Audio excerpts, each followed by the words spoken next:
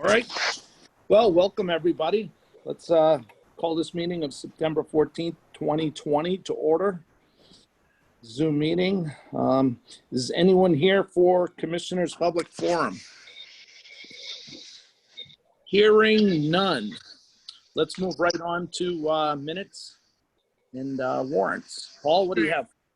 Yeah, I'd like to make a motion to approve the following minutes of the last meeting we had, August 24th, 2020, as printed. Do we have a second? Donnie, aye. Oh, I missed that. Phil, did you second it? Yes, I did. Thank you. Any discussion on that? Hearing none, go right to a roll call vote. Roll call vote. Phil? Aye. Paul? Aye. Dave? Camel, aye. Russell? Jennings, aye. All right. About what do you have for warrants for us, Paul? Oh, we got a bunch of them here. I'd like to make a motion to approve these warrants. We start off with $400 for commissioner salary. Office supplies for WB Mason, $4.38. Charlton Police Department detail for the water line repair, I assume that was on Route 20, 8/21/2020, $1,182.43. Veolia for July emergency services at 31 Sunset Drive, $128.67. Veolia for the July lab testing of Mass Pike 5 East and 6 West, $184. And one more for Veolia services for August 2020, $40,850.32. Next, we have Toshiba for copier usage, $159.24. McClure Engineering for waterline construction, $2,682.50. Commonwealth of Mass, 12 North Sturbridge Road, Lean, $105. The Boston Globe quarterly billing, $363.02. WB Mason office supplies, $17.45. And the Town of Charlton Board of Selectmen for electricity for June of 2020, $6,244.19 for a total of $52,321.20. Paul, on the email that I sent in the agenda packet, there was like 7 more invoices that were added. Do you want me to read them? Yes, please, because I can't find it right now, and you probably have them handy, so. Okay, the following are from Wastewater Supply in Auburn. Sewer cover and frame for $1,106.34. The rest are for the water line repair. We have $1,458.40, $124.18, $194.08, $1,543.33, $1,346.84, and the last one is $388.27 for the new total of $58,482.64. Thank you, Sue. Thank you, Paul. Do we have a second for that motion? I have a discussion issue. Just want to ask a question or two. Sure. Would you like to second it for discussion? I'll second it for discussion. Perfect. Thank you, Phil. So McClure Engineering, what was that for, Peter? They review all the water line projects on our behalf, and that gets passed on to ExxonMobil for reimbursement. Okay, and the sewer cover and frame is that related to the project on Route 20? Well, and as part of the repaving that Mass DOT is doing on Route 20, they're resetting some of our structures, and some of the sewer frames and covers were not worth putting back in, so they asked us to get them some to replace them. So I believe that cost is for 3 sewer cover and frames that Lynch Construction installed on Route 20 on some of our manholes. Sounds good. So I propose that we accept the minutes, the costs. Sorry. Peter, what is the quarterly billing for the Boston Globe for? That's for the billing we mail out, as far as for our sewer bills. Okay. I didn't realize it involved the Boston Globe. Yeah.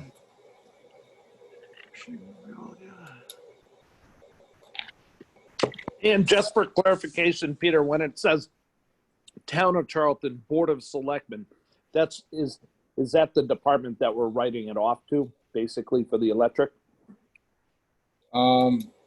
They Why- bill, what happens is we forward them our national grid bills and we get a discount on power based on the power purchase agreement they have with one of the solar developers. Okay, So they end up figuring out what our cost is and then invoice based on that instead of what we get from National Grid. okay.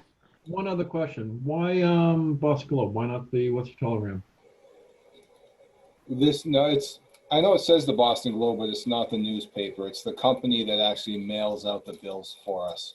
Okay. So when we do quarterly billing, we send all the information over to this company. It's actually, Sue, what's the name of the company we actually send it to? It's not the Boston Globe. Globe Direct. Yeah. Okay. Yeah. Yeah, the Boston Globe doesn't own the What's Your Telegram anymore. That's why I was wondering. No, so they actually print the sewer invoices for us and then take care of the mailing. Got it. Okay, that's a whole different thing then. At a cost that we could never compete with. Correct. I think it costs us more just in postage as what they print it and mail it for us. Peter, I have a question. The McClure engineer and the water line construction that's reimbursable by Exxon. How long does that take for them to send us a check for that amount? Do we have like a running tally with them? No, the town, actually ExxonMobil is pretty quick with their reimbursement to us. Sue forwards the McClure invoice to them, to Kleinfelder. They review it and approve payment before Sue processes it to you. So I'm not even sure where the finance director pays these invoices from, but she takes the Kleinfelder or ExxonMobil check when it comes in and just reimburses these payments. Well, if it's coming out of our budget, we should make sure it comes back into our budget. Yes, that's what I'm saying. I think the finance director has a different account that she pays these from, because then she reimburses that account. We're not, correct, Sue? We're not losing any money for this from any of our budget line items. No, we're not. So Kleinfelder sends us the check, and then the turnover is processed to that specific account. Thank you. Any further discussion? Hearing none, we'll move to a roll call vote. Mr. Donahue? Aye. Mr. Gagner? Aye. Mr. Cantwell? Aye. Mr. Jennings? Anytime. Great. All right, is Vinny in attendance this evening? I believe he is. Vinny, and it looks like Vinny and Zach are both on the line. Yes, I'm here. Welcome, gentlemen. Hi. All right. Run it down for us, Vinny. Sure, I'm gonna go over the month of August's MOR for you. So right at the beginning, we had a staffing change. Drew Allard, who had been here for a little over a year, moved on to a different Veolia project closer to his new home. We went a few weeks short-handed and we hired Eric Gatsky. He's brand new into the field with a strong mechanical background, so he's fitting in pretty good. As far as health and safety goes, there were no incidents. All the monthly checklists were completed. Common areas were cleaned. The training for August was on ladder safety for general industry. It was on JJ Keller, which is the internet hosting site for all the safety stuff pretty much. Veolia enrolled all their employees in the Veolia University, where we had to do a bunch of different assignments, all due by the end of the year. There's cybersecurity, anti-harassment, use of internet and social networking to just make sure we're not doing anything we're not supposed to with all of these services. When we get down to compliance, there's no exceedances for the month of August to report. August was the month we do toxicity, and it had passed. That's good to know in the summer.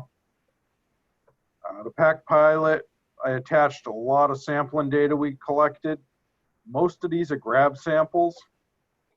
And the way we did the grab samples is we'd fill a vessel in the morning, another one around lunchtime, another one at the end of the day. We'd mix them together, and that would be a one-day grab sample.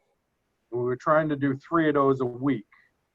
And the chart's full of all kinds of information, and it could be a little misleading because there's some days we got high readings and other days they look really low, and it's based on how the plant was running at the time of the sampling. So if our turbidities were a little high, then generally our metals readings are higher. So it's not that the dosages are wrong. This was the same dose for the whole time. It's just what was going through the plant. So the loading affects it. Pete, you want to put up that other graph that John made? Yep.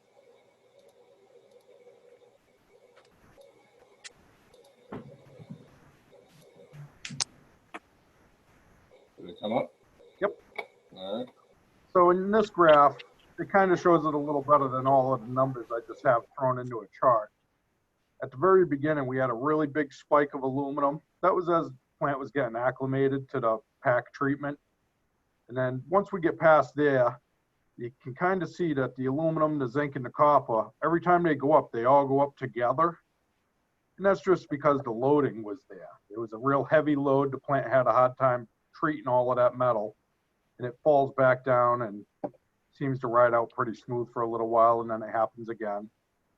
And I'm not sure if we have a great way of buffering those spikes yet, but we've been trying adjusting the pH up, and we've increased the sulfide dose to try to lower the metals out too. And we have a bunch more samples with the increased sulfide.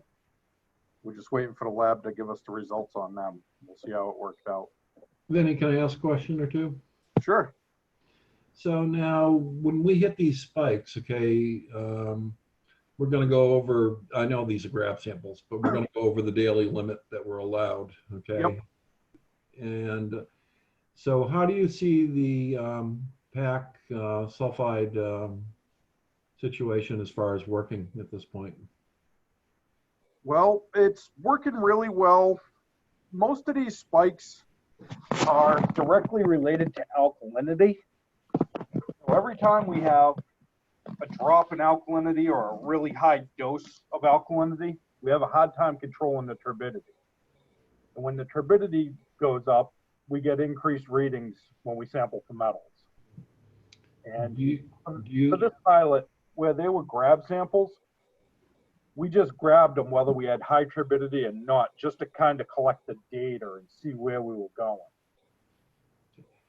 So do you think that the project is moving forward in the right direction, or do we need to look at like adding some activated charcoal to the mix to bring down the numbers? I don't have any experience with activated charcoal. Things I've heard when I've attended classes is it's a really expensive process. It's not cheap. Right. I think this route we're going, we're just getting to the point now where we're going to aggressively play with the doses as long as we can stay in compliance and see where we go. The first month and a half, really, we didn't change the doses. We just stayed the course to see what we were going to get. You know, on the different doses and the different loading. Yeah. So now we're actually, like I said, we more than doubled the sulfide dose over the last week. And we were going to try to back off the aluminum this week once that other data comes back and see if that brings the aluminum levels down. Let me do the side. Pete, what's your take on this? I think we need a little more time. I think we don't have any automatic alkalinity adjustment control. So the only way that Vinny or the guys try to add alkalinity is dump bags of lime all at one time into either headworks or the diversion structure before it goes out to the RBCs. So it's kind of hard to, and the initial thought, I think, in talking to Vinny the last couple of days is when it came to alkalinity, it was always not necessarily more is better, but you can't really, that more alkalinity wouldn't be a negative thing. But I think we found that, or Vinny has found that more alkalinity may increase the turbidity, which was just found out maybe a week or two ago. So I think now he's kind of maybe paying closer attention to the alkalinity level, maybe adjusting the pH a little bit, and also, as he mentioned, maybe lowering the aluminum and seeing where the sulfide levels need to be as well. So I think we're getting closer. And I think, I know you have some alternative ideas of what we can do to augment what we currently have, but I think we need to just maybe give us a few more weeks, let, you know, Vinny, Zach, and John maybe change with the levels they have going on, finish the study, get us a final report of what they found, and then we'll have to kind of assess that data and make a decision on what the best way to move forward would be. The only thing that really matters is how long do we have with the state? September 30th to get them some information. And I think, again, in talking to John, he's pretty comfortable that as long as we continue to move in a positive direction and show them that we're actually trying to do something, that we'll be able to work with them and continue to move on. So I think, again, I know September 30th will be here before we know it, but we should have hopefully a final report for our October 5th meeting for you to review and maybe have some recommendations for what the next step should be. Okay, sounds really good to me. A lot of work going into this. Thank you, Vinny. Thank you, Pete. And again, one of the not glaring issues, but one of the random issues that we have is the daily limit versus the monthly limit for aluminum. I believe the max daily limit we can have is over 800, and the daily limit is less than 100, correct, Vinny? Yeah, the daily max is 803 micrograms per liter, and the monthly average needs to be below 93. So there's a world of difference there. Yeah, and now is that 803? That was a temporary measure that they allowed us. Is that correct, or am I wrong? Oh, grab samples are not reportable. Reportable sampling is on a 24-hour composite. I understand. Which is why we have so many grab samples. So if we had a really high reading, it really wasn't a representation of what the plant did over 24 hours. It was just in that window when we captured it. But I think what Phil was referencing is the DEP pretty much did away with the daily max of 90 and made it to 803. Oh, no. They set the daily max to be equal to the monthly max. No, they did not. The monthly average for aluminum is report only now, but administrative order. So we could actually have 1,000 and they don't care for the month, as long as we make that daily.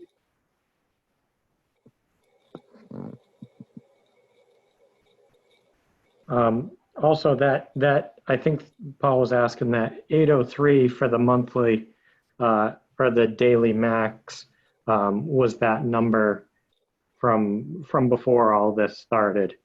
That wasn't like a number that they had picked. Oh yeah, that's our original permit level. And also, I'd like to add something. The way we're sampling with these grabs, you're more prone to get, you know, outliers where there's a spike high or a spike or a real low number. I kind of see those numbers and I feel like we should be looking at them kind of as an average versus, you know, the individual ones, because we're looking at kind of just that snapshot image of what the plant was doing at that moment of time versus a composite, which is, it gives you a really good representative sample of the entire day. You know, it's kind of like having a speed gun and measuring the speed limit of one car driving down the road versus averaging the entire, you know, traffic flow for a day. You might get somebody that's going by fast on that Which that is in. good, but the state might not see it that way if we end up with a higher level. I'm just concerned about, the timeframes we're working under. That's all. Yeah, I understand, but it's kind of one of those things that if you're taking full 24-hour composites, then you got to meet those limits of those results that you're getting. So I see kind of what the the purpose of trying to take a representative grab almost, but it's you're more prone to get days that have spikes, and it might not be easy to explain for that specific day. Sounds good. Thank you, Zach. Yep.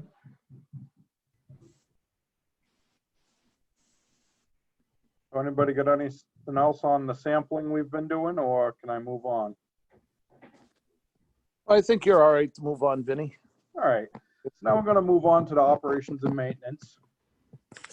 During the month of August, there was a Monday, that the generator started running for no apparent reason.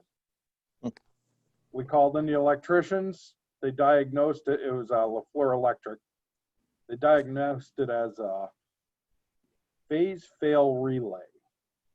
And they came in, they bypassed the part, got the generator to shut off. And a couple days later, the new part came in. They installed it. They tested everything, wired it back the way it had to be. And it's been good ever since. RBC number 10, we were doing a little bit of profiling of the plant. And we found out RBC number 10 wasn't treating for ammonia. It had a different color to it. Not really sure what went on. So we drained it, which goes back to the beginning of the plant. And we set it to slow fill. And we let it re-inoculate itself, and now it's treated just as well as the other 9 RBCs. We drained the plant water tank and cleaned that out. That was a pretty big undertaking. I was surprised at how much stuff we capture in that tank. Then Commonwealth Electric started working on the blower upgrade. They had contractors in to drill holes in the EQ tanks where the new DO probes are going to be. They poured a concrete pad to put the shed on. The LDO probes that we're going to be using, and the SC200 controllers. We ordered those through Veolia. Originally, the contractor got a cost of over $20,000 to order that equipment. Using Veolia's buying power through Hawk, we got it for around $8,000. I don't have the exact numbers in front of me, but it was a big savings. Clarifying number 2, it's been offline all summer due to the low flows, so we took the time to clean it, and we put an epoxy coating on the launders. We're hoping that the algae won't build up as quick in there when we put it back online. It also looks a lot better. Pump station activity for the month. All the alarms were tested. Full load generator runs were completed. The beginning of the month, 8/4, we had that big storm. Pretty much everybody around the lake lost power. Glen Echo pump station was without power for a few days. So we had Slim Sewer Service on call to make sure it didn't overflow. They came out and pumped the wet well for us. And they were on standby if we needed them to get there in an emergency. The second day of the power failure, we had LaFleur Electric come in.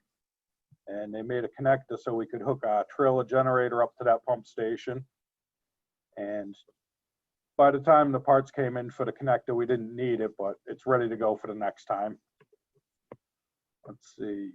8/10, we started checking the flows of every pump station. We did that for 3 consecutive days, and then we calculated some averages and put it into a spreadsheet to see what the loading was on those samples we had collected last month.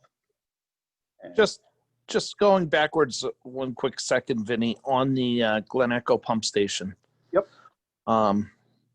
With the storm, did you see that fill up quite quickly, or? No, but it's always better to have power ready if you need it. It never got to a critical point, but we don't even like to get close to that. I mean, once the sewer makes it to the surface, we got a lot of problems, so I don't even want to get near there. Oh, sure. No, I was just wondering because, I mean, flows are down and, if, That's a very small station, so it wouldn't take much to fill it. And Okay. by the second day, a lot of people were getting their generators running and the sewer pumps were working. So I just wanted to be ready for it. Sure. Okay. And that was part of my question because, I mean, we're at extremely low groundwater right now, Yes.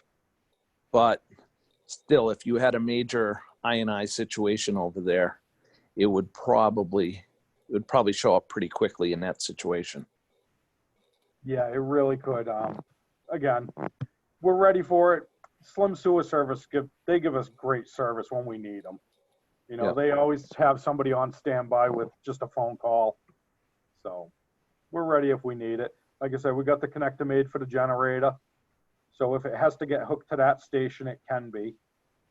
And the generator already connects to a couple other ones, but that's a single phase service. So it was a different connector than the rest. Okay. Thank you. Yep. Sorry. Drag you backwards. Go ahead, Vinny. All right. So getting down to the grinder pump calls. On 8-3, we had one at 31 Sunset. It was already upgraded. The floats were stuck.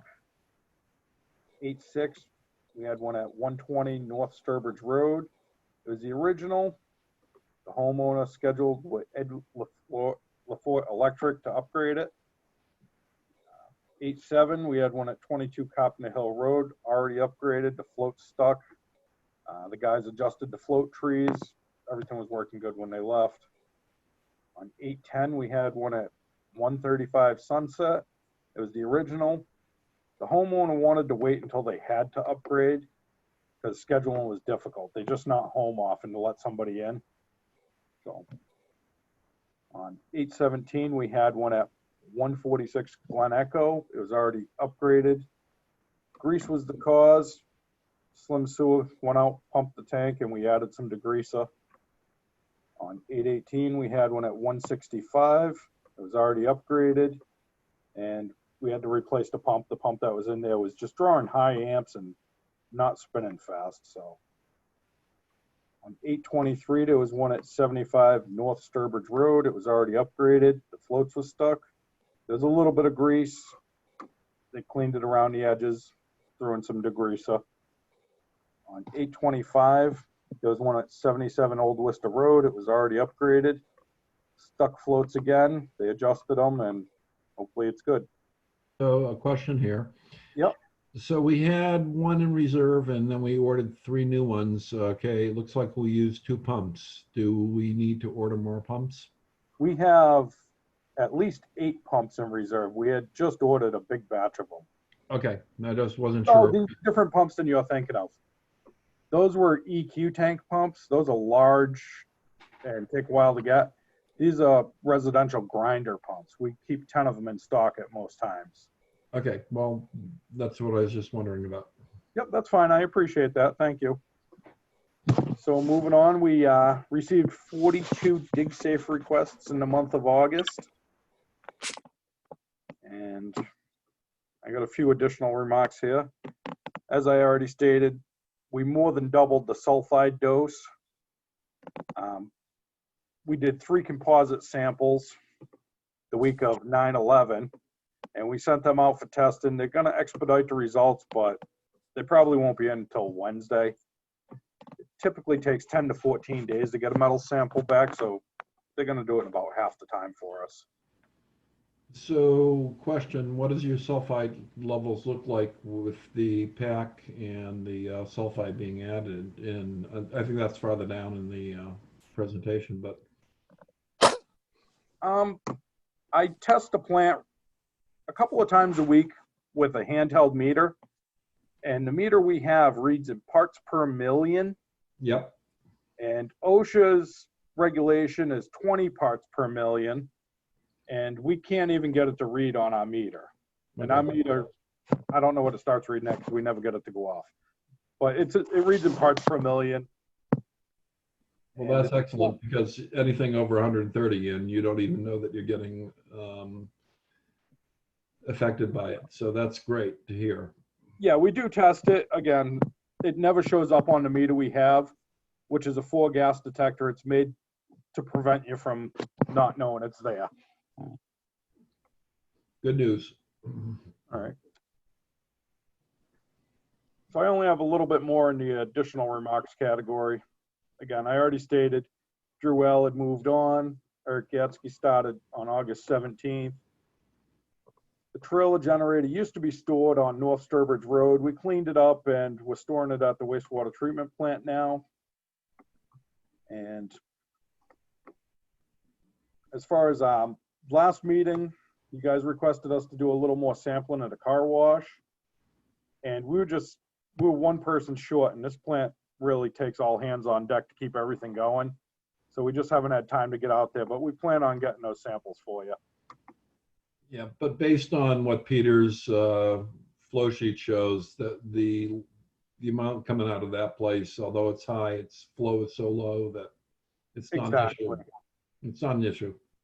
Yep. So that's about it for my MOR. Does anybody have any other questions? The only thing I would say is, keep us abreast of, what's going on over the next, 3 weeks as far as the samples. When you get them back, I'd like to see them, what you're sending off to the state. Sure. Okay, appreciate it. Thank you All right, so no much. problem. Thanks. Thank you, Benny. Yep. Thank you, Zach. All right, thank you, guys. Thanks. All right, well, moving forward, we have Treehouse, 7 o'clock. Yes, I believe Garrett O'Malley is on the meeting with us. He's So- going to be Peter, giving us an update on the operations of sorry to the interrupt. treatment system. Oh, sure. Okay, you have charts in here. Are we adding these to the thing where you put out a chart which shows the sampling that was done in town before Treehouse, or are we doing that after Treehouse? Charts on Vinnie's MOR. No, charts on pump stations within the sampling of the town. For you, you're talking about flow and loading. Flow and loading, correct, sir. Yep, we can talk about that now if you want. Yeah, okay, so this is one of the projects that we requested about 2 months ago, which was looking at the different service areas and pump stations. And what we have is daily flows that came out of there. There are also some spikes, especially at 91 Old Worcester Roads. One of them was 1,500 one day, one was 650 another day. And then we have average totals. We were trying to track down within the town if there's any areas that come up with a higher zinc level than other areas, so that we could pursue, see if there's any particular business that might be putting out way more than expected. What's your takes on this chart that you put out, which basically shows 533 Main Street at 223, sorry. The two ones that were concerned were the pump station at 10 South Sturbridge Road and 91 Old Worcester Road. What's your take on these? So the levels at 91 Old Worcester Road that we saw, I think were high due to some cleaning that might have been taking place at Bay Path High School. We've talked to the head custodian there and told him that, again, once now that we have help, Vinny and I are going to go meet with him in the next few weeks, but we've asked him to be cognizant of what they're doing up there and how what they're doing could affect whether they're stripping the floors or whether they're doing some other cleaning, and what they're using for cleaning agents affects what we get down here. I So know. I think that those were probably a one-time thing, and we can probably ask Vinny to follow up in the next couple of weeks and maybe get a few more samples from 91 Old Worcester Road. But if you look at true kind of pounds per day and what we're seeing from each specific site, it's some of this data is convoluted because 53 North Main Street, that receives flow from Old Worcester Road, from the Masonic Home, from the Mugget Hill Road pump station. So some of this pounds per day might be being counted twice because it's going from one pump station to another one. I think the Masonic Home Road, to get their pounds per day based on their loading, I used estimates because they discharge from two different areas. I believe the high side, the Masonic Home Road portion that goes down to North Main Street is where most of their flow goes. And then the Route 20 side does not go through any type of pump station. It just gravity flows directly to the plant. Okay, so when I see your pounds per day, Yes. I see 53 North Main Street and I see 91 Main Street as the areas that maybe we should pay a little attention to. Right, but as I said, 53 North Main Street includes 91 Old Worcester and also Masonic Home Road. I do understand that, okay, and 91 Worcester Road is also high. Yes. So that gives us an area of town that we maybe should look at what businesses are in that area. Yes. Okay, and I think that's where we originally were, okay, 2 months ago. Okay, looking at, is there any businesses in that area that could be producing higher zinc levels? Yes, I understand 1 day shoot ups and, you know, maybe 2 or 3 day shoot ups from the school system using some kind of product that's zinc based, but I would presume that's probably minimal in the aspect considering how little they're putting out at that time they were out of school. I think we should pay a little bit more attention to those two areas of town and look at what the businesses are in that area. Maybe do retesting on those two sites and do a little bit more zeroing in. This is where we started, you know, and I feel like if we're going to put this much effort into it, you put all this effort into this chart, that we should put it to use. Yeah, no, I think that's a good idea. We can take the data we have, narrow it down based on what we have for results, and go ahead and maybe try and get, again, maybe some more specific data to what we're seeing coming from there. Yeah, I think and, we can do that in the next couple of weeks. Yeah, I think that, you know, over the next month or two, you know, that would be, you know, I mean, we're trying to reduce the zinc and, you know, that's a major issue here. So, and we got these aluminum issues going up higher.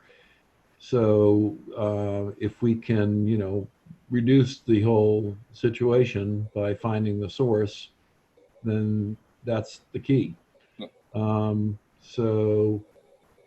If we can pull maybe another 2 or 3 grab samples from those two sites, okay, 53 North Main Street and 91 Old Sturbridge Worcester Road, over the next month or two, that if those can remain high, then we should look into who's delivering into those systems.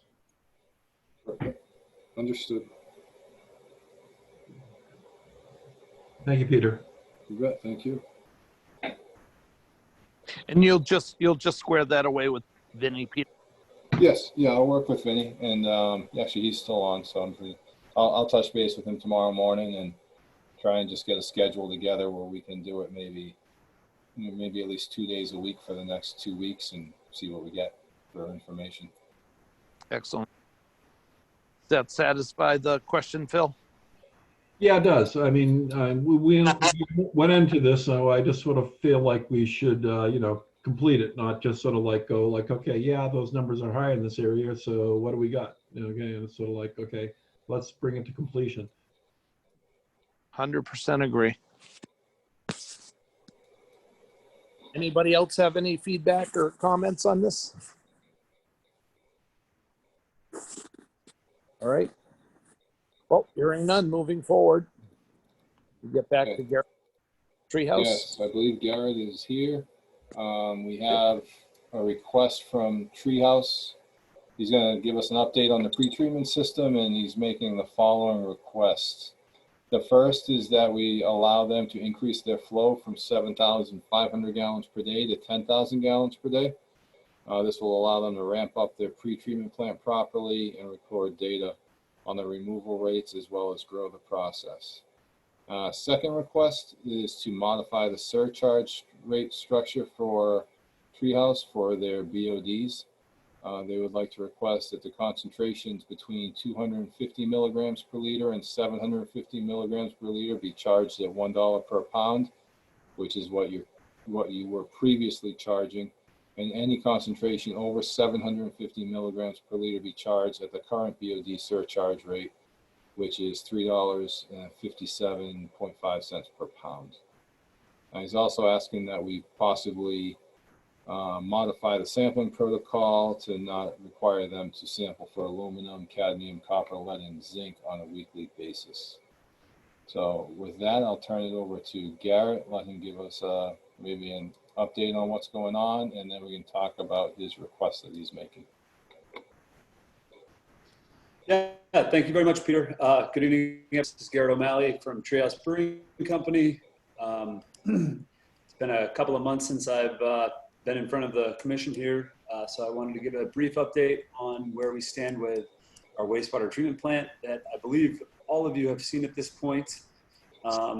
As of last week, we are fully inoculated on reactor B, and we are in the process of ramping up the loading of that reactor. That leaves us at, for example, today, we processed just shy of 3,000 gallons through the treatment plant. 2,900 gallons went through the pre-treatment plant today through reactor B, and reactor A is dormant right now. We've inoculated it. There is a colony, but we're not feeding it yet because we're trying to get reactor B up to full capacity of around the target of 5,000 gallons per day. The removal rates, we can measure COD on site, and the Cambrian operators do that 3 times a day. We're seeing a removal rate of over 90% of soluble COD. If we compare that to BOD, we expect the ratio to be similar of a removal of soluble BOD, at which point we expect when we get our BOD results back from the lab, which we sent out the first set last week, we're expecting anywhere from 80 to 90% complete BOD removal rate, which is what our target was for this pilot. So all things considered, we're on track to remove the biological oxygen demand at the rate that we expected. Total suspended solids will also be measured with last week's sample that was taken from reactor B, and we'll be able to compare influent to the pre-treatment plant and effluent from the pre-treatment plant, TSS as well. Likewise, we're expecting 80 to 90% removal rate there as well. There's not too much new to report on the system itself. We thought that we were going to need to modify some of the mechanical equipment to it and add a chiller to cool the wastewater. Cambrian was able to replace some sensors that were giving some faulty feedback, and that was our major delay with startup. Now everything is checking out. Flows and loads are adequate, temperatures are adequate, and our anaerobic digestion appears to be at a very good rate, all things considered. So you're very system at this time. Go ahead. So you're very pleased with the system at this point in time? That is correct. At this point, we're very optimistic. I don't, without having data back from the lab yet, I don't want to necessarily say that we're pleased by any means, but the signs that we have so far and the testing that we can do on site make us very optimistic that that's exactly what we wanted, and it's going to do what we want it to with our process wastewater. Excellent. So a question, what's your percentage of anaerobic bacteria discharge from the system? So I believe that we talked about this before. As far as I know, it's negligible, and I don't think that we have a way to measure that yet without getting a sample to the lab and Cambrian's lab in Watertown. So we are expecting that we need to pull a sample this week. We're planning for Thursday, and then have that sent to Cambrian's lab in Watertown, at which point we can compare that to next week's data and see if there is any anaerobic bacteria leaving the plant. I'd like to see what the results of that over a month. We can as soon as I have that data, we can share that with Peter and Vinny as well, and that can be passed on to you guys. Thank you.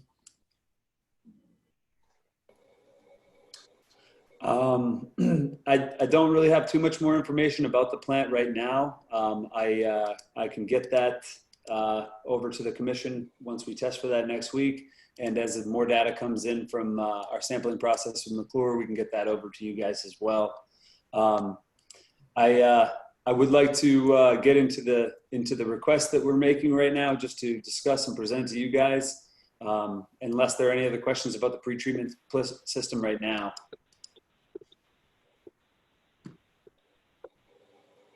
Hearing none, go ahead, Garrett. Yeah, so as Peter had read from the agenda, our first request that we plan on making to revise the MOA. Currently, the MOA keeps us at 7,500 gallons a day. That's process and sanitary waste combined. We're looking to increase that flow rate to 10,000 gallons a day. And the reason behind that is so we can expand our process. We can ramp up the pretreatment plant accordingly and gather all the data that we need to know which direction we're going in. We don't expect this to be the last increase request we make, but for the time being, this would put us in very good shape for at least the next 3 to 4 years as far as wastewater flow goes. So Gary, Yeah, go ahead. I think that what you guys are doing are wonderful out there. The only concern I have is what the anaerobic bacteria outflow is percentage-wise, and that makes my make or break on as far as giving you what you're asking. Understood.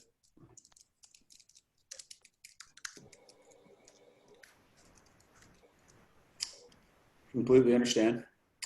There anything else about flow from anyone else, or?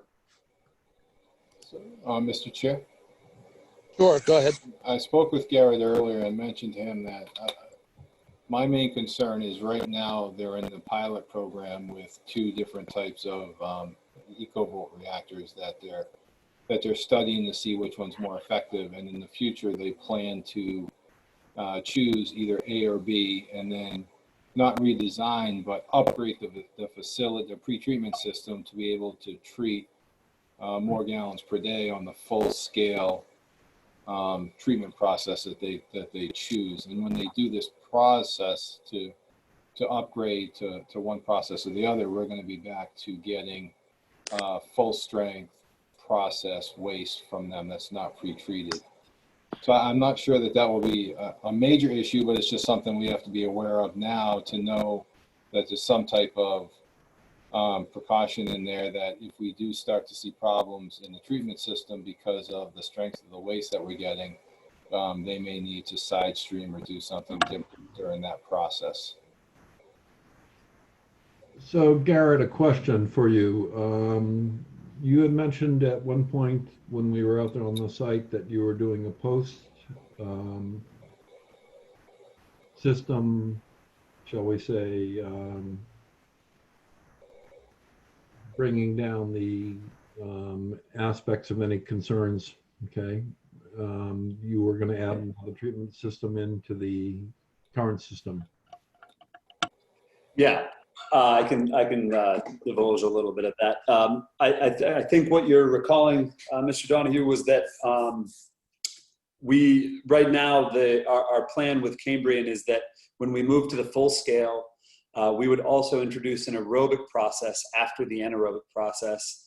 Cambrian, it's a moving bed bioreactor, also made by Cambrian Innovations, and that process would further remove BOD, TSS, and anything else that we're concerned with here to even lower levels than what we're hitting right now. So instead of 80 to 90% removal rates, we'd be talking about 98 to 99% removal rates. Essentially, it would be considered reuse quality. That's amazing. So when do you think you'll be online with that type of system? Well, as of right now, our plan has always been that 9 to 12 months after operation of the pilot would be enough. And then we would move into the full build out and introduce that next system. So 9 to 12 months from now would leave us next summer to next fall. And as Peter said, our conversation today and the way that Treehouse sees it moving in the future is that we would certainly work and cooperate with the wastewater plant in town to ensure that we weren't going to overload anything or slug the plant per se while we are operating the system. That said, Mr. Donahue, I don't want to mislead anyone either. I wouldn't say that the future plans are set in stone. We certainly haven't purchased that equipment yet. Again, it was all pending the pilot. So if we don't end up going to an aerobic process after our anaerobic process, we would still eventually, no matter what we do, we will be expanding upon the process down there and at the very least replacing the 2 current reactors with a full-scale reactor. So regardless of which option we go with in the future, there will be a period where we need to shut down this plant and either come up with another way to get rid of our waste in the time being, or work with the commission here to determine what we can and what we can't send to the plant. I think you need to work with the commission. I think we need to accommodate you, but at the same time, there are simple solutions. The interim, which is just adding OxyClean equivalent to the system if we're high anaerobic output. Understood. That said, as far as the flow request goes, or any request that we make, we're more than happy to write into the MOA or propose any sort of contingency for when we do enter a large-scale construction project to work on this equipment, and likewise a contingency plan if we ever have a breakdown or a major failure of a piece of equipment on the system. So that said, I have full faith that we can come to an agreement on something of that sort, and we'll present that when we present a official request for change to the MOA. I think that you're on the right track, and I appreciate all the stuff that you're doing with Cambria. Thank you. Garrett, Dave Campbell, I have a question for you. Yeah. Are you currently having wastewater taken off site? Trucked off site? Yes, we still are. Yes, we still are, and that is, well, pending this week and next week's progress with the pretreatment plant. That is coming to an end very shortly here. As I said, if we're at roughly 3,000 gallons of wastewater a day going through the process plant now, by next week we should be even closer to that 5,000 gallon mark, and then side streaming will not be required for us to stay underneath that 7,500 gallon per day, and as well as our BOD rates being dropped significantly. So we are within a matter of weeks of removing the side stream completely, Dave. So how soon do you think you'd start to use the extra 2,500 gallons that you're requesting? Good question. Understand. I spoke with Peter about this as well today. We expect that within the first, almost immediately, we could go from that 7,500 gallons per day up to about 9,000. 9,000 would probably be our max. We wouldn't have another 1,000 gallons to reach to the 10,000 gallons a day for at least a year or so. But I do think that we could immediately move to 9,000 gallons per day. That last 1,000 gallons per day out of the 10,000 requests that we're making would be about a year from now. All right, thank you.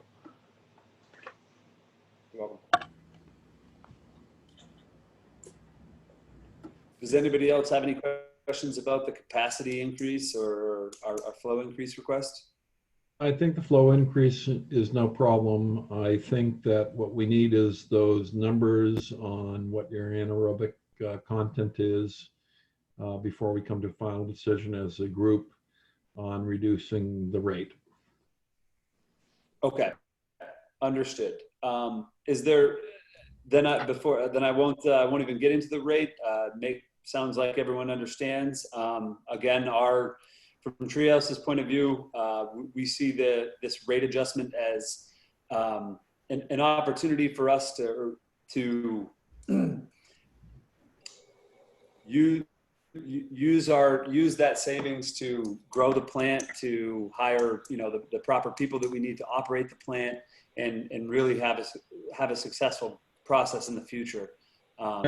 So, I agree with again, 100% with your mission, but I want to know what the rates are so the town is not absorbing the costs of potentially anaerobic bacteria going to a sulfide mix, which we have a high sulfide because of our current situation of trying to reduce the zinc product. Well, and I would just further echo that, Phil, and Garrett. So you have a lot of fans out there, but you also have taxpayers out there that we have to answer to, and they say, "Why are you giving these guys a break? Why wouldn't they pay? Why wouldn't they pay the same rate as anyone else?" So naturally, we have to justify our answers to the taxpayer on those concerns, and naturally, any ammunition you give us to educate us further on why your position is to what your thought process is, that's greatly appreciated. Completely understand. And just to wrap that up, then I would say the last thing that we would like to, if we were to propose anything to we understand that we are proposing it to the taxpayers and via your commission. We feel that this would also be, a consideration for the fact that we did, the Treehouse did go above and beyond to treat their wastewater on site and to bring it back. So while I completely understand that it's the commission's job to make sure that the taxpayer is represented and taken care of, we feel that we've done our share to share in that. So I appreciate it, and we will present that data and present this in a formal request as soon as we can.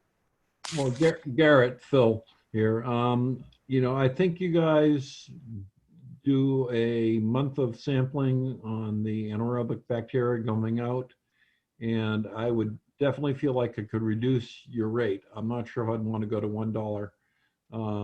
I could see, $1.75, and I could say that the town should meet you in the middle because you've done so much. Understood. Mr. Chair?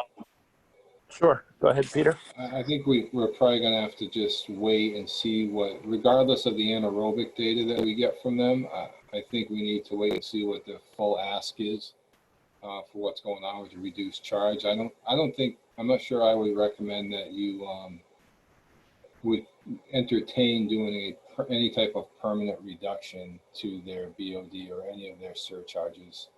Understanding that they have spent a lot of money to do their pretreatment system, but they have also saved quite a bit in the last 3 years or the last 3.5 years with the extension based on the reduced rate that you already gave them. So I would just, again, before we kind of commit to too much, I'd say we just wait and see what their total ask is.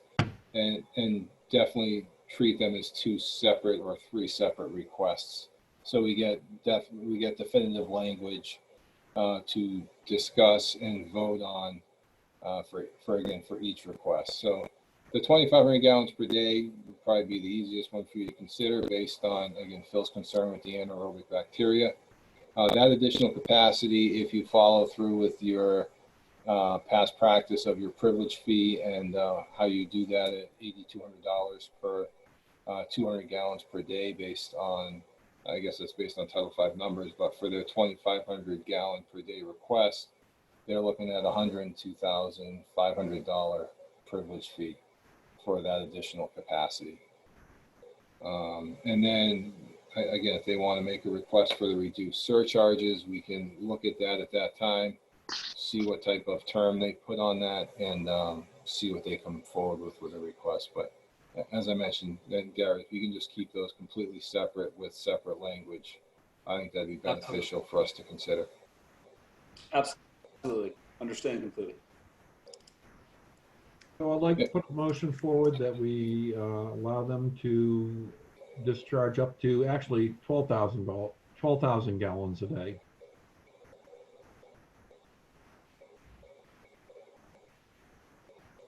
I think that, are they not coming back with an actual formal motion?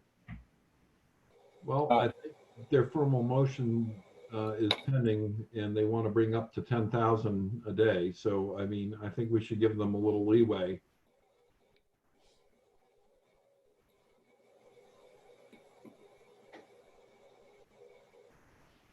Mr. Chair? Sure, go ahead, Peter. I probably wouldn't give them any more than what they request because you can't give them any additional capacity without them paying for that. I think if they're looking to use 9,000 gallons per day now with possibly going up to 10 in a year from now, that gives them the buffer they need. And again, this 7,500 gallons per day is an average of 30 or 45 days. It's not, they've had days where, or they've had weeks where their average is higher than 7,500 gallons per day, and we haven't necessarily gone and said you're shut down because you're higher than that. It just turns into a rolling average. So we don't get daily meter readings to know exactly what their daily flow is, but it is an estimate over, say, 30 days.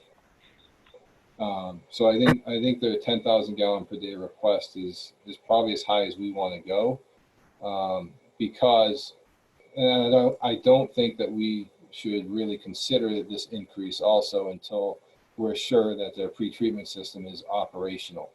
Because if we get 10,000 gallons per day at their current loading, that's going to affect our ability to treat the ammonia and the BODs, especially if traffic starts to pick up and the MTAs get busy and we see higher ammonia loading from them.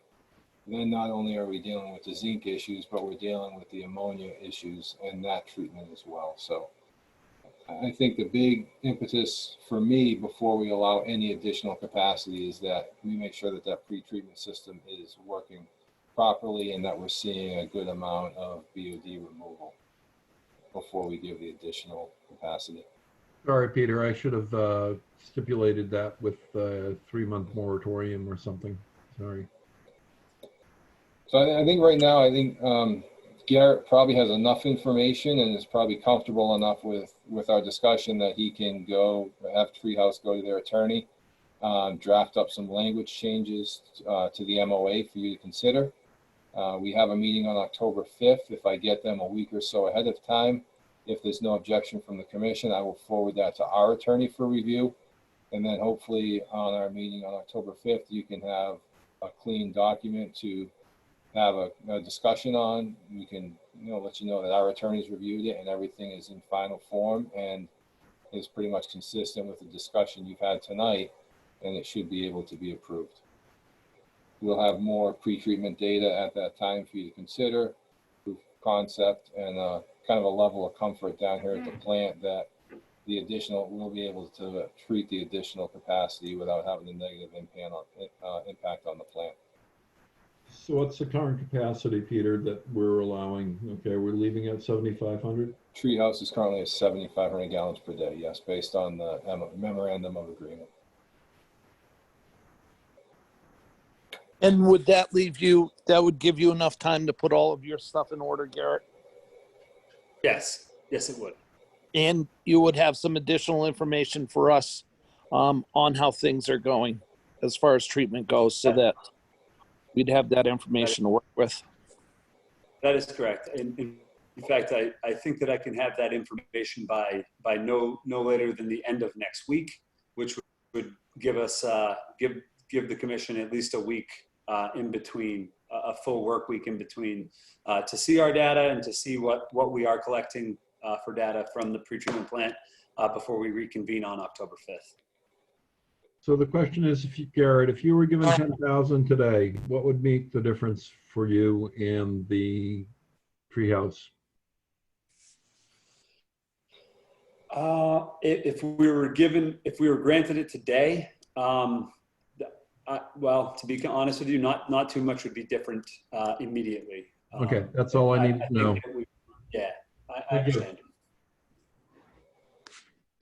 This doesn't affect your game plan into the beginning of October. No, it does not. And in fact, this meeting was really more so I could update on where we were with the pretreatment plant, because we did have a holdup. We were planning on, we're about a month behind on where we thought we were going to be, because we were supposed to be starting up in July. That got sidetracked by the mechanical issues that Cambrian had when they were first inoculating. So I just feel like we were a little behind. Wanted to give another update and present these to the commission, so they weren't sprung on you last minute. So that's why we're here. I did want to address the final request, which is not part of the MOA, but I did want to bring up the fact that we do test on a weekly basis for a number of metals, and that we wanted to request that we scaled that back, as it is relative, and I'm sure the commission is aware of the prices, doing your own testing internally, that we would like to scale that back. And likewise, we can present this all at the same time that we present for, the other two changes to the memorandum. Sure, I think that would be better timing. And once your system is pretty much, more information is given to us on it, and you're in the know with all, then this is going to be an easier decision for all of us. And Okay. And as Everyone, before, all I want to know is what that anaerobic load is, okay, on a monthly basis. Understood. Well, if nobody else has any other questions, then I think I'm all set for the night. Thank you very much. Thank you, Okay. Garrett. Very good. Thank you. Have a good night, Garrett. Thank you.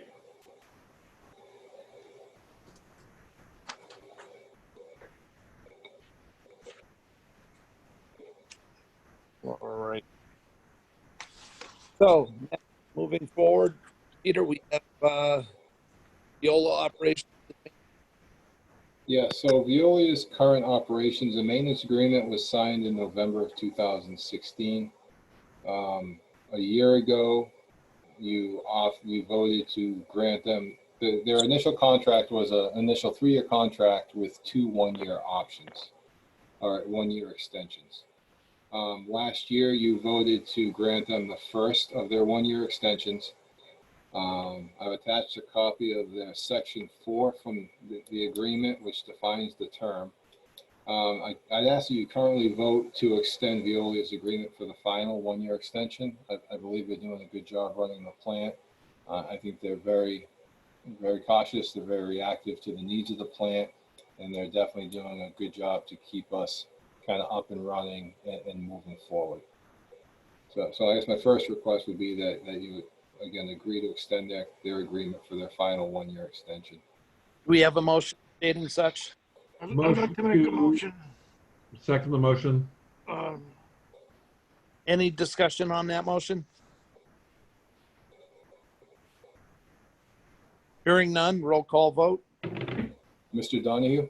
Aye. Mr. Gagnon? Aye. Mr. Cantwell? Aye.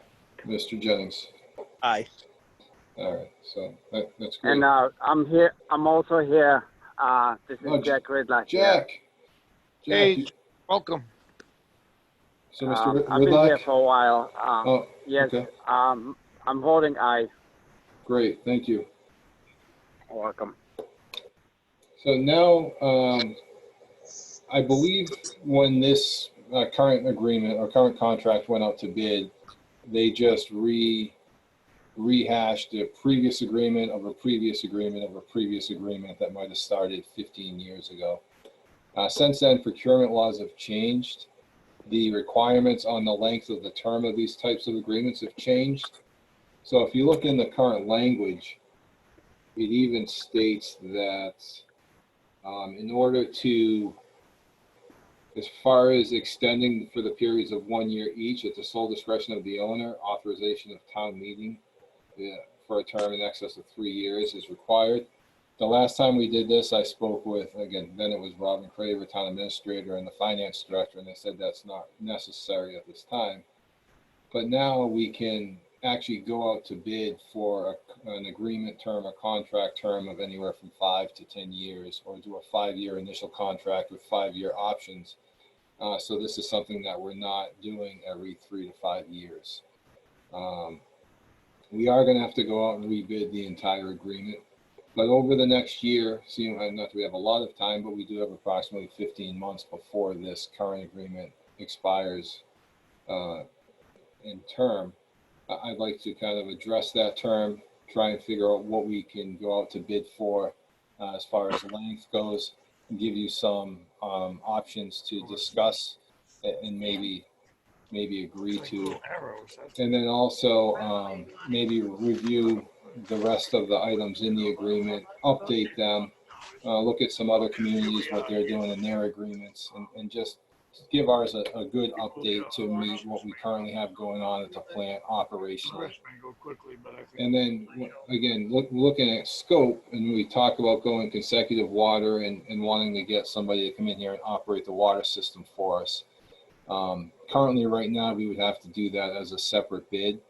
If we don't happen to go consecutive by then, or if we do start discussing going consecutive, I would try and time it to be with the bidding of the new contract to operate the sewer plant. So we bid the operations of both the sewer plant and going consecutive water as one package. Excuse me. That way there, when we do go consecutive, that will already be in the agreement, and we can just move forward with it at that time. It won't be a whole nother bid process for that. So, if there's no objections, I will start to move forward with that now and try and have something probably for right after the first of the year to consider of what we need to do to go out to bid. I'd be in favor of you heading that direction, Peter. Okay. Second the motion. Great. And maybe what I'll do is I'll email you a copy of the current agreement, and you can review it at your discretion, and let me know if there's anything that you see in there that you'd like to have me spend some time on or address. Okay. This isn't something you need an actual motion on, is it? No, I don't think so. I'm comfortable moving forward with the discussion we've had. Okay.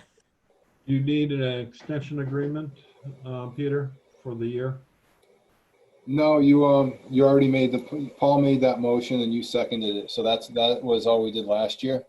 I will forward the motion and vote over to John Oatley, and we should be good to go. I'll let Andrew, the town administrator, know you guys voted that.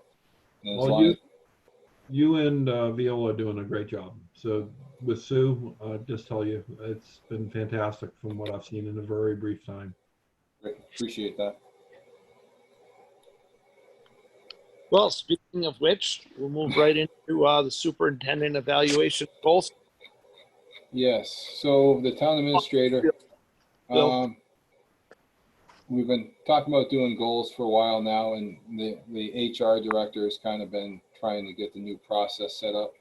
A couple weeks ago, the town administrator sent Russell and myself the annual evaluation and goal setting process. So again, he asked the department heads to conduct a self-evaluation at this time, which I have provided to you. He's asking you to provide general comments at this time without necessarily going through the full evaluation process. And then I think the bigger thing that we need to kind of focus on is we have to establish the short-term and long-term goals for the department to focus on the remainder of the fiscal year. And those goals you'll use to do the formal evaluation probably right around the end of June, beginning of July. So do the evaluation at that time based on the goals that we set now to determine how, if I'm doing my job effectively or not. So I think if we can, if you would just maybe put together a list of goals that kind of prioritize them, say 1 through 5, 1 through 10, 1 through 3. Again, let me know what your priorities are. I will compile the list, and then I'll have that for you for your next meeting to review and discuss, and kind of vote that in, and we'll go from there, unless someone wants to move in a different direction. Peter, I think you're right on task with number 1, the zinc project. I think that's the short-term goal. And number 2, our long-term goal is, of course, the beta project. So I think, we've already identified most of the major projects that we're trying to work on. Plus everything you've done for ExxonMobil, okay, and keeping track of that has been amazing. Great. Thank you. No, I think, Peter, you're definitely you're managing things well for us, and you do keep things flowing in the right direction with all the projects. And there are a lot of irons in the fire. There's a lot of future direction that the mainly water department has to head in. Sewer department, that's a constant challenge as well. And dealing with Treehouse and other businesses is not an easy task. Not that they're not respectful and good to deal with, but I think overall you do a great job for the town, and I'm happy to have you as our supervisor for sure. Great, thank you. So again, I'll if you want to just send me an email, maybe I know Mr. Donahue, you mentioned a couple, but again, we'll put a list together, maybe add a couple more things on there, and see how it goes. We got a couple projects coming up we can reference and see how that goes, and see what Peter, happens. on that one, why don't you throw a few suggestions out yourself? Sure. When we put that list out at the next meeting, I'll definitely have some suggestions. Appreciate and that. we can move forward there. Very good. All right, moving forward, articles for special town meeting. Yes, so special town meeting is coming up on Tuesday, October 13th. We do need to have a couple items placed on the warrant. The first is going to be to transfer funds from the water stabilization into the FY 2021 water capital. We're going to need to do this to be able to pay for the 2 water line repairs that were done on Route 20. I'm still waiting on invoices from the contractor who did the work. I haven't received one from either job yet, so I don't know what the amount is going to be. But we currently have, I believe we funded the FY 21 capital account at $50,000. It used to be higher, but I think it used to be 100, but for some reason we were fortunate we never had to draw from it, so we reduced it down to 50. But this year, because of everything that's going on, once I get those invoices, I'll make sure I have those invoices soon. I've asked them for those probably twice a week for the last couple of weeks, so we should be getting them sooner than later. But once we get those amounts, I'll have them ready for you, so we can you can vote to approve that and get that on the warrant, so we can have funds to pay the invoices. Peter, that sounds good. Just an aside, did we ever get McClure, who's been very busy, to do a little bit of structural analysis on that piece of pipe that you have? No, I'm working with a couple of representatives over at Wastewater to see if they could talk to some of the pipe manufacturers and see if they'd be willing to do some type of analysis. Chris hasn't really come back with me yet to me on that. If I don't get anything from Windwater soon, I'll probably reach out to our contact over at EJP to see if they know of anyone who can do that pipe analysis. Yeah, it sounds like a good idea, just overall, you know. Yep. No, it's definitely still on. It's still there, and it hasn't gone away. After further review of the second water line repair that was done, the area of that pipe that seemed to be corroded seemed to be caused by, say, a tooth drag during the installation from maybe the excavator bucket. So it seemed like there was some damage done that maybe didn't cause a weak spot per se, but caused an area of the pipe to be more susceptible to corrosion and maybe rust through like it did as it was sitting there. It's definitely not as corroded or to the same state as the first water line repair that we did over on Northside Road. So it was kind of good to see that, so that we know it's not, hopefully not a system-wide type of issue that we're having. Did anything ever come out of the Route 20 construction where they said they were having sinkholes along their sewer pipeline? So they dug the sinkhole that they dug up just west of City Power the other day. They had a curtain drain, probably an 8-inch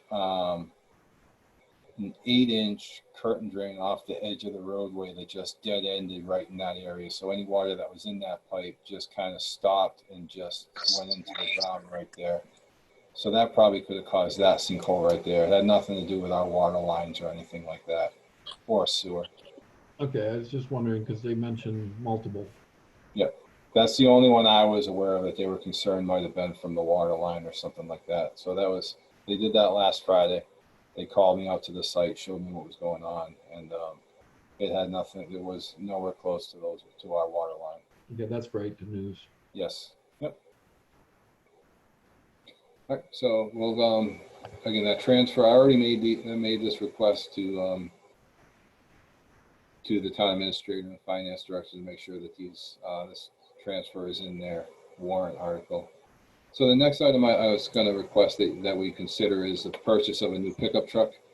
We currently have one truck at the treatment plant. It's a 2012 Ford F-250. It's used daily by the Veolia staff to perform their daily operations. Currently, I'm using my personal vehicle to perform inspections or do anything off-site. During the water line repairs and stuff, I was using my own pickup truck to bring any type of material there that we needed for the repairs.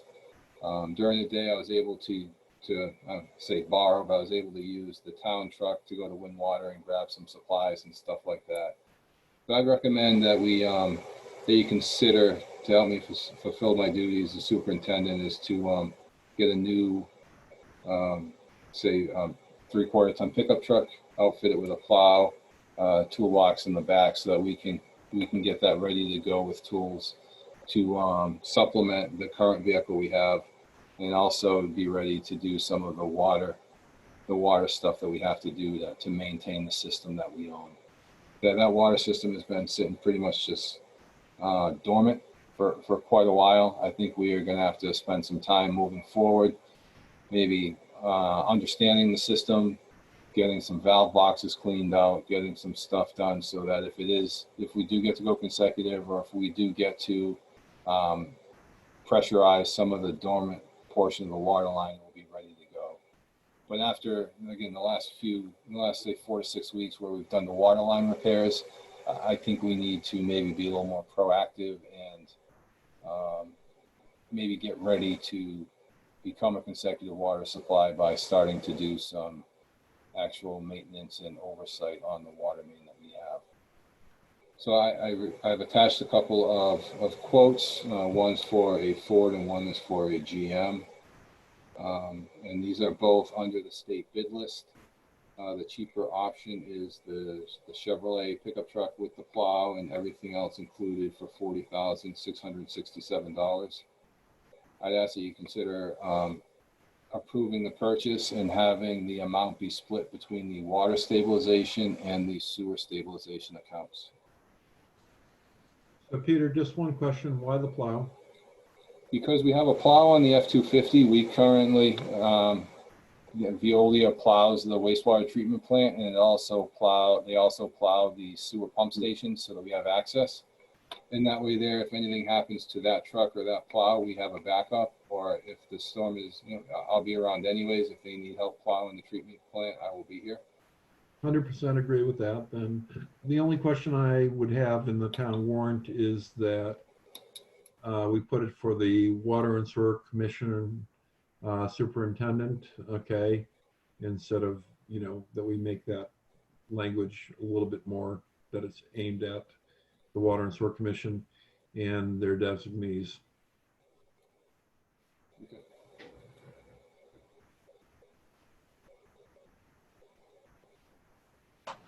Just touching base on a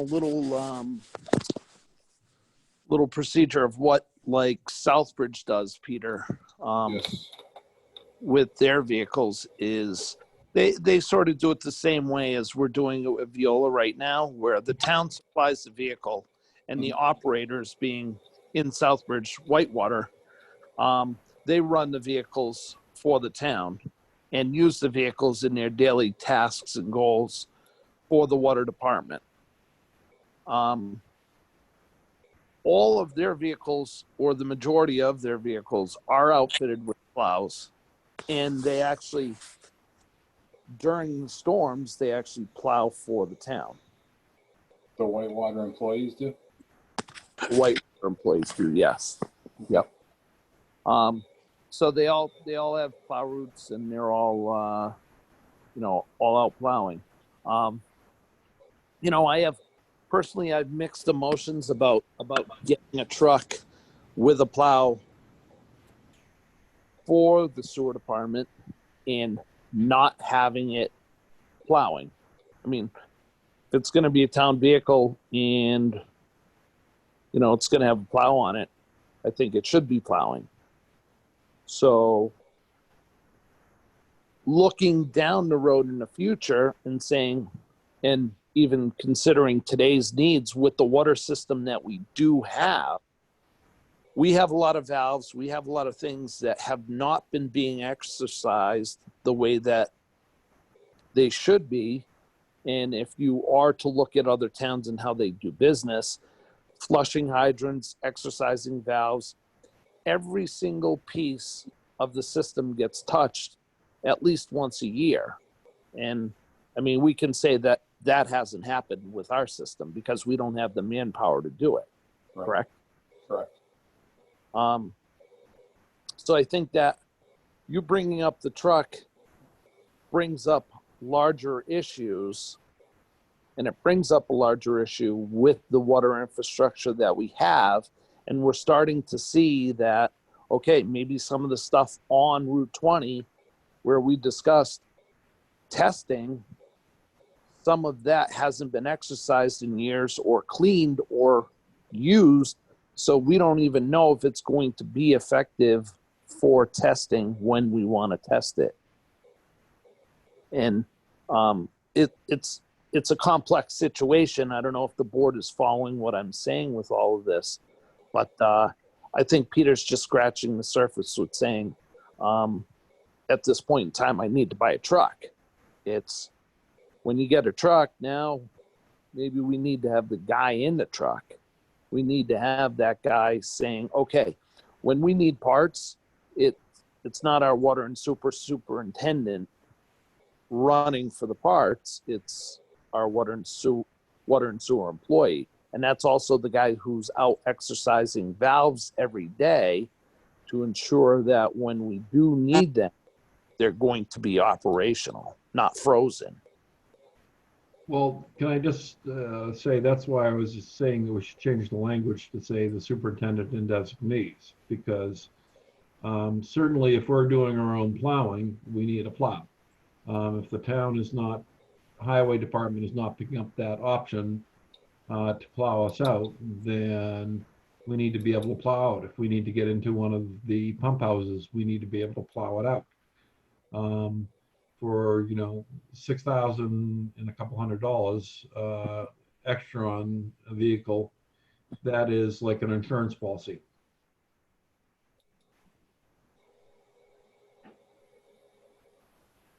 Just a thought. This is something you were looking to get approved to go on the warrant, Peter? Yes.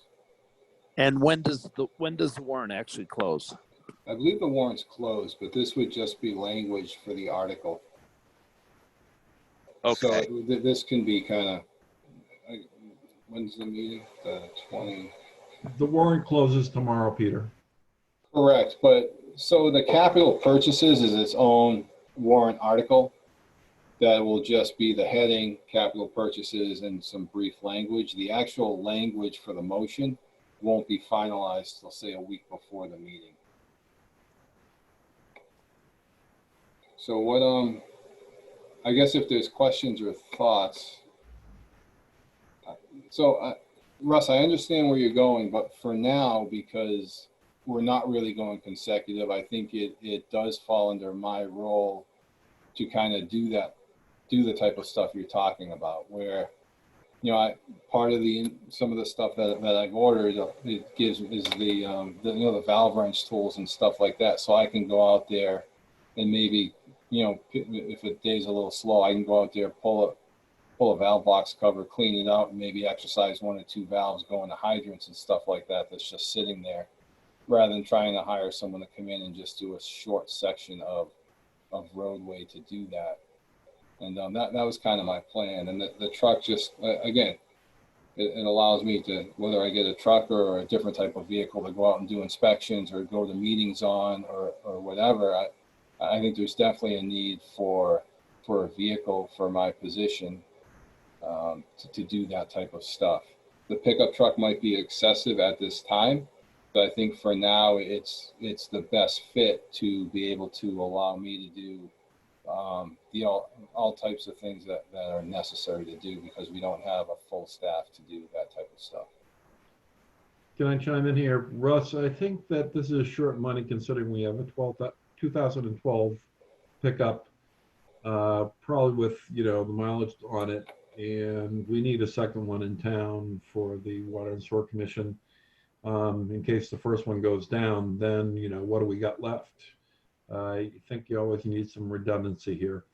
And I think the price is short considering what maybe I'd be paying another year or 2 from now. How does everyone else feel on this subject? Paul? Well, I'm all for it. I think $40,000 is a good price, especially with the plow on it. I wouldn't myself consider getting the pickup without the plow. And if we can get it with the plow, and it can, I think once you get it, you even find more things to do with it than you can imagine right now. So anyhow, I'm totally in favor of it. Oh, I have a list that would take Peter all day, every day to fill out. We don't have to get too creative to come up with that. Peter already works a full day. Everybody did a chuckle. Thank you. Yeah. What about you, Jack? How are your thoughts on this? Any to share? I think it's a good idea to have a plow on it. I also agree with Paul. It makes sense. Okay. Dave? Yeah, I'm in favor of getting a truck. All right. Well, so would you want a formal motion on this, Peter? Yes, that way the finance committee's meeting tomorrow. I can just let them know about the 2 things that we discussed for the transfer. Let them know that I'll be coming up with an amount, and that you approve the purchase of the truck, so they can add that to their agenda. So again, I think the Chevrolet, the first quote, well, it's only $100 difference. I think it might be a better fit, and go that way if you don't mind. So I put a formal motion forward to accept Peter's plan on buying a new truck for the Water and Sewer Commission and putting him on the agenda for the town. Do we have a motion? I'm sorry, who was that? Was that Paul? It was Paul, yeah. Okay, Paul second. Any further discussion? None. Let's go to a roll call vote. Okay, Mr. Ridlack, Aye. Mr. Donahue, Aye. Mr. Gagner, Aye. Mr. Cantwell, Aye. and Mr. Jennings. Aye. All right. Thank you, folks.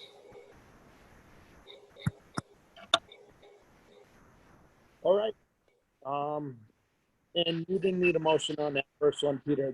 That's just it's Yeah. clear. Yeah, I think that one's pretty straightforward. They shouldn't need a motion for that. Okay. Very good. Maybe once I get the invoices, hopefully all the invoices for the work, and you can, I'll put everything together, package it up so we know how much the cost was with the details and with some of the equipment, with some of the parts that we purchased, so you'll know how much each repair costs separately, and you can kind of evaluate it that way and then make the request. All right. So forward. Yes, so the Overlook and Bay Path pump stations, the Overlook pump station was activated on Thursday, September 3rd. Everything went fairly smooth that night. They made it through the Labor Day weekend with no major issues. I think they had some low pressure at some certain areas of a few buildings that Chris McClure went back to on Tuesday, increased some of the parameters of the pump station, and they haven't had any issues since. So that's good news. Now that the Overlook pump station is on, drawing that additional flow, the water quality in North Main Street and through that area of town will be greatly improved, and we can get ready to activate the Old Worcester Road water line as well. At this time, that water line is not active. The Albanese Brothers continues to pave the roads affected by the water line installed last year. They've been working on Old Worcester Road, Hammerrock Road, Alterna Road. They're on Masonic Home Road and H. Putnam Road now as well. So they're working on finalizing that. Once they get those roads paved, they will be pretty much done. As far as the service connections go, again, ExxonMobil has amended their current agreement with Albanese Brothers so that they will install the service connections. Kleinfelder's working with the residents to coordinate the service line work. Of the possible 200 homes, they've received approximately 90 commitments for residents to connect. So the Kleinfelder's in the process now of coordinating which homes Albanese will start installing those service lines to begin. Then as those service lines get done, the houses get connected, that water line will start to become active. Once that water line does get activated, that will start the 12-month grace period that we've been discussing, but that has not happened yet. And originally, Peter, the number that they were looking to get was 80 plus on that line. Yes. So as far as the water model goes, to be able to make it to hopefully not have any water quality issues, they were looking at the Masonic Home at approximately 35,000 gallons per day to 38,000 gallons per day, and 80 to 100 homes plus the schools. I think the Overlook is using more than what they used for the water model, so that helps. Yep. Because again, each additional home is only average 100 to 150 gallons per day.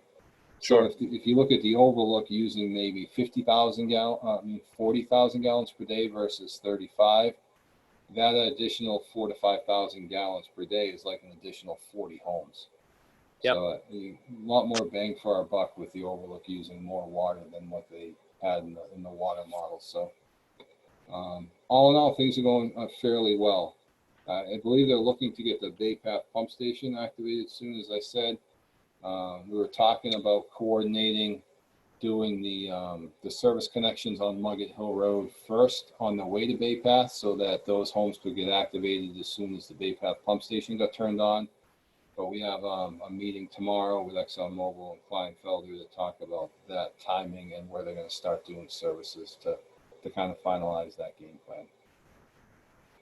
So the service work, because most of that work will be done off of the road, they don't have the same type of construction time frame as they did with the road work or the water main installation. So they can continue to install those services for as long as the weather will allow them. So that could be beneficial to them depending on what type of fall we have. But their construction season will not stop with any type of road opening permit like the water line work did, the water main work. Yep.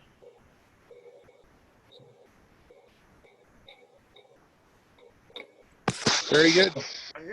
All right, and the last item is the new public water supply. At your last meeting, you discussed the possibilities of searching for a new public water supply well in the northwest quadrant of town. I've worked with a couple of property owners, identified a couple of parcels.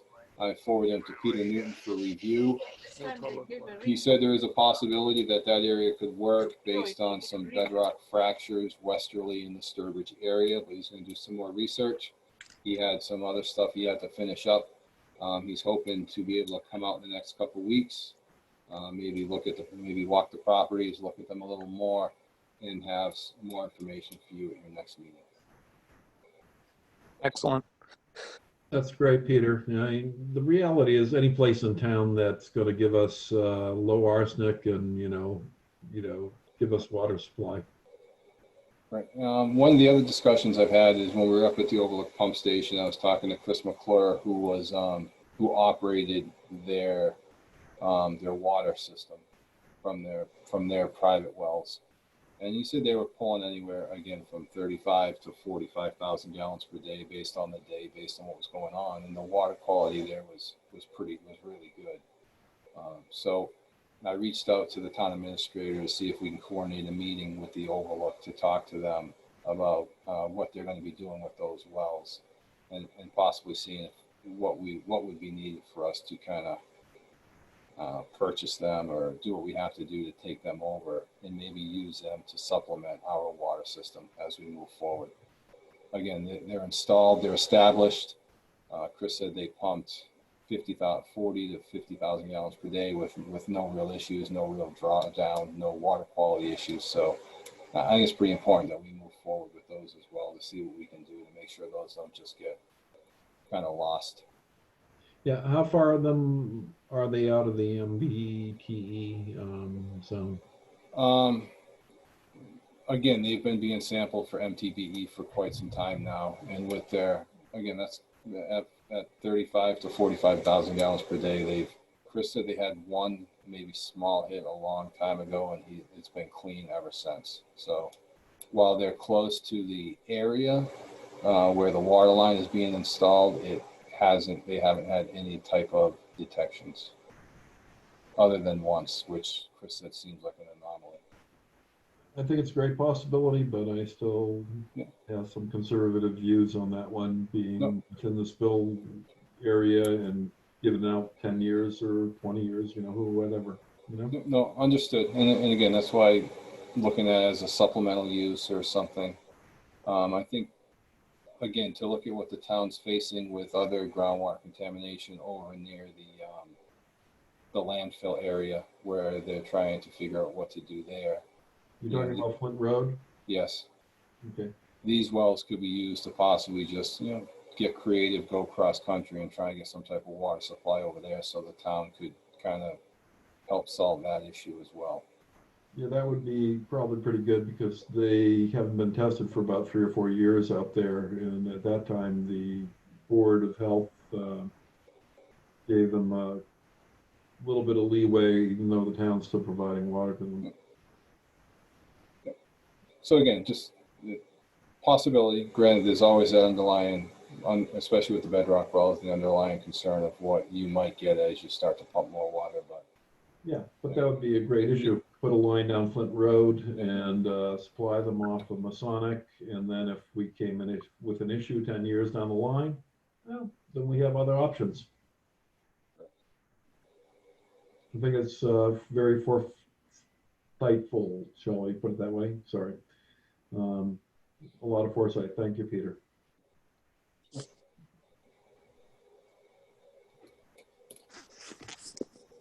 All right. Any other questions on any of that info?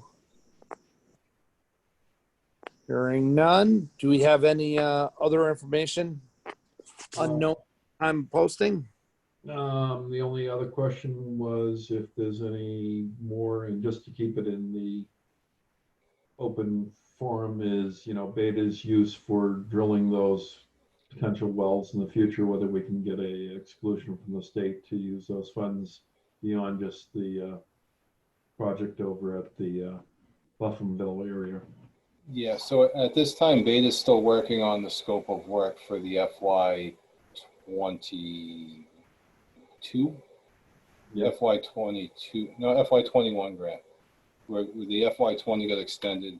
We're working on the FY 21 grant that will get us through June 30. That's why Peter Newton's is going to come out sooner than later, so we can add this to that scope while the property may be available to go ahead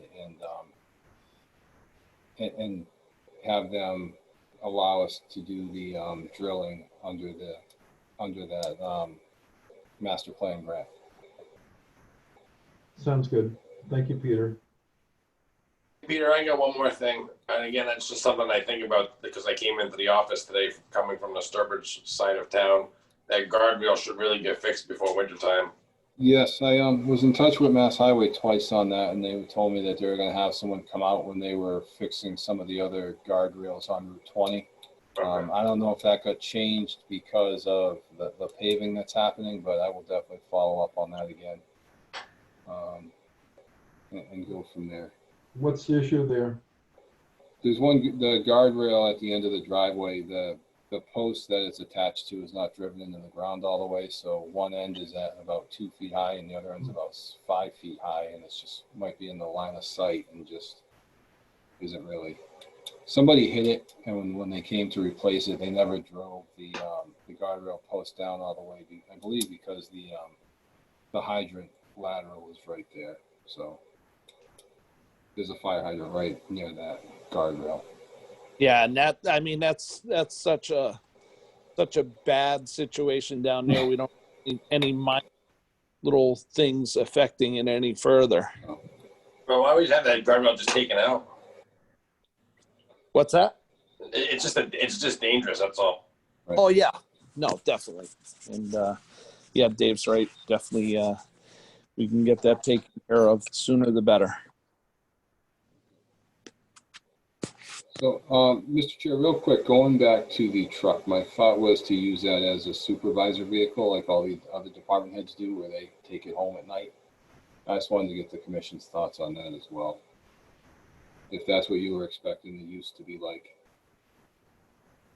Peter, it's your vehicle to use, I think, as superintendent, okay? And the bottom line on that is, I mean, if somebody else needs to use it because the other vehicle goes out of commission for some reason, then of course, you need to relinquish that to allow, like Viola to do their business. But other than that, I think, it makes perfect sense from what you're saying. You're using it to and from work and to the job sites. Okay, just wanted to be clear. Thank you. Given that you live in town, Peter, and yeah, I personally do not have any issue with that. I do have issue with some other situations of other communities where they have the free reign of taking the truck wherever.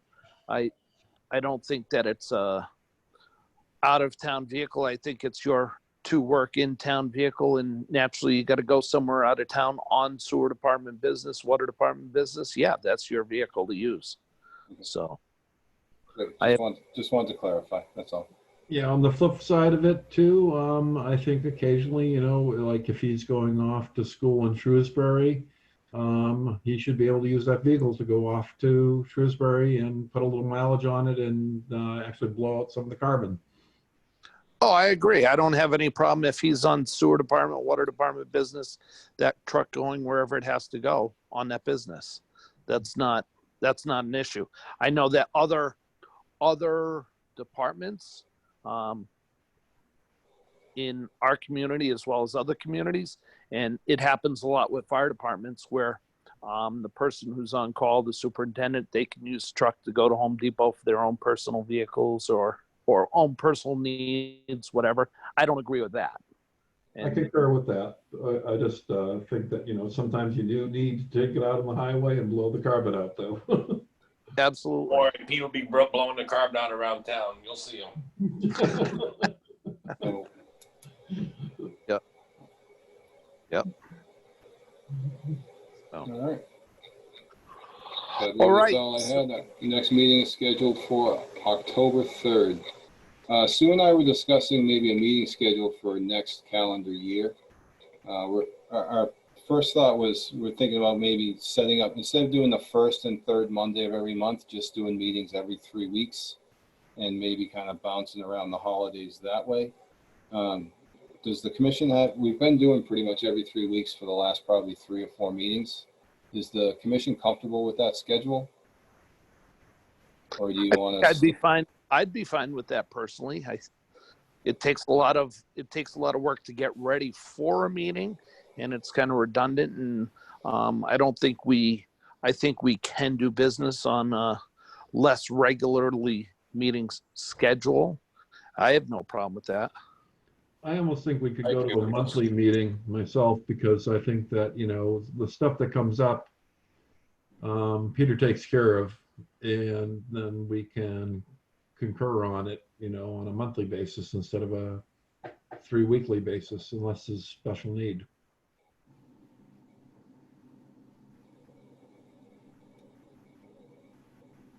Dave, Paul, Jack, you guys, thoughts on that? Okay, whatever you want. So, I mean, if you want, we can schedule it for the first Monday of every month, and then as needed, we could possibly do the third Monday if it requires it, or maybe, again, do every third meeting and then add a meeting if we need to.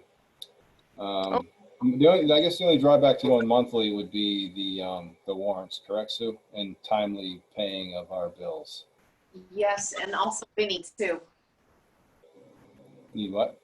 Vinny will be thrown off a little bit too if we're doing the first Monday. Well, his MOR might just be a couple weeks behind. Yeah. Okay. Well, thoughts on that, Peter? You know what? Let us just do the first Monday of the month, and this will be in January, February, March. We'll see how it goes.